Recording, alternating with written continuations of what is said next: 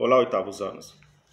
Sobre a atividade referente à América Anglo-Saxônica, Canadá e Estados Unidos. Pela tabela vocês observaram que o destaque é o Canadá, em questão de qualidade de vida. Os Estados Unidos se destacam na questão econômica, industrial e militar. Tá? Os dois são os únicos países da América que são altamente desenvolvidos, por isso que a relação deles é uma relação bastante próxima e amistosa. Outra circunstância importante é você saber avaliar como é que os Estados Unidos chegou ao sucesso que é hoje. Eles tiveram um início bastante difícil, através de 13 colônias na costa leste, banhada pelo Oceano Atlântico, onde eles venceram na Guerra por Independência o grande Império Britânico. Após a vitória, eles começaram uma conquista para o oeste. O governo americano cedia terras para colonos que chegassem à costa oeste, no Oceano Pacífico.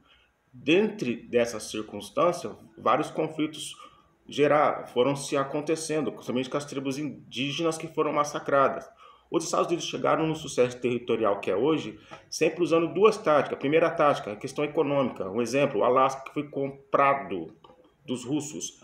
A outra tática e mais usada é a questão militar. Vários territórios foram ocupados. Exemplo, o Havaí, boa parte dos estados do sul dos Estados Unidos pertenciam ao México, tá? De lá para cá, começou-se a configurar o que a gente entende hoje como Estados Unidos da América. Só que dentro do próprio país havia diferenciações entre os estados do norte e os estados do sul. Os estados do norte concentravam o poder industrial, o poder econômico, tá? Os negros eram libertos, porém segregados.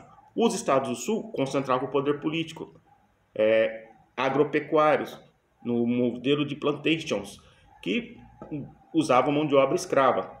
Chegou um determinado momento, com a eleição de Abraham Lincoln, um presidente com ideias de norte, que ele quis libertar os escravos para ter mais mão de obra, tá, para a indústria americana e criar um novo mercado consumidor. Os estados sulistas não aceitaram, houve uma guerra entre norte e sul, a chamada Guerra Civil Americana ou Guerra de Secessão. Os estados do norte ganharam.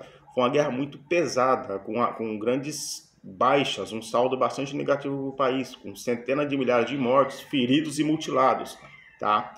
Só que essa guerra tornou os Estados Unidos mais fortes. Quando eles se recuperaram, o poder econômico americano ficou algo muito avantajado.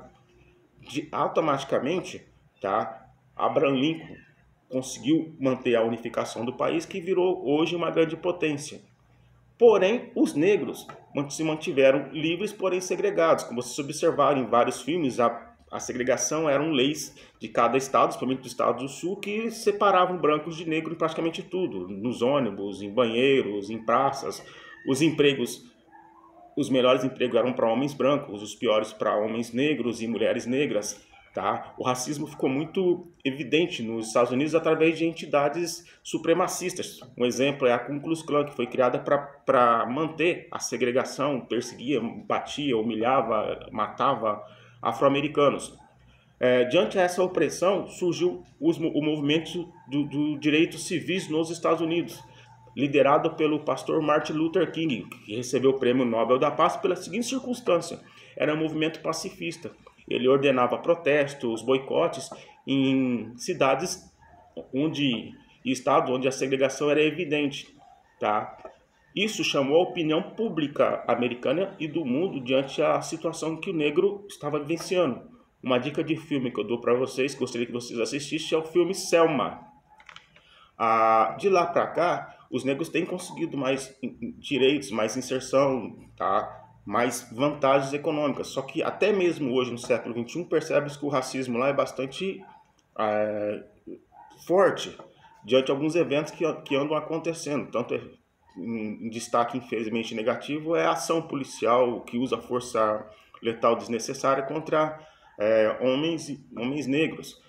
Nos últimos anos, recentemente, esse ano 2020, houve um movimento Vidas Negras Importam, que surgiu após a morte de um homem negro executado por um policial branco que o sufocou durante muito tempo e ele implorava pela sua vida. Esse foi um movimento que ultrapassou as fronteiras dos Estados Unidos, atingiu vários países na Europa, até mesmo aqui no Brasil, e pressionou a opinião pública americana diante a ação dos policiais perante aos afro-americanos. Várias medidas internas estão sendo tomadas, novas leis estão sendo configuradas, e isso tende a crescer. Negros e latinos nos Estados Unidos são a população mais pobre que existe lá e foram diretamente atingidas por essas circunstâncias de crise que eles passaram desde 2008 e agora com a Covid-19. Tá? Por que motivo? Lembrando que nos Estados Unidos é um país que é baseado em empreendedorismo, em empresas privadas. E até mesmo o sistema de saúde lá é privado. Se você não tem um emprego, se você não tem uma proteção trabalhista, você não tem seguridade de saúde. É um dos motivos que jogam a situação do negro e dos latinos numa situação bastante degradante.